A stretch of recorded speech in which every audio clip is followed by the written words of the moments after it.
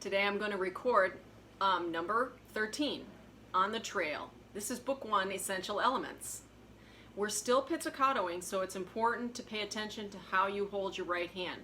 Thumb is on the side of the fingerboard, not under, and it's well away from the rosin and the bridge, so halfway between the top shoulder here and the bottom of the fingerboard here.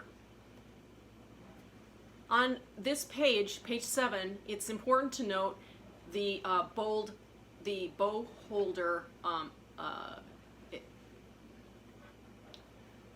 information in the yellow box, so holding the bow. So I'd like to just point it out to you, and when we get to an exercise where we are actually using our bow, we'll go over it again. All right, here's number 13. 1, 2, 3, 4. Rest, rest,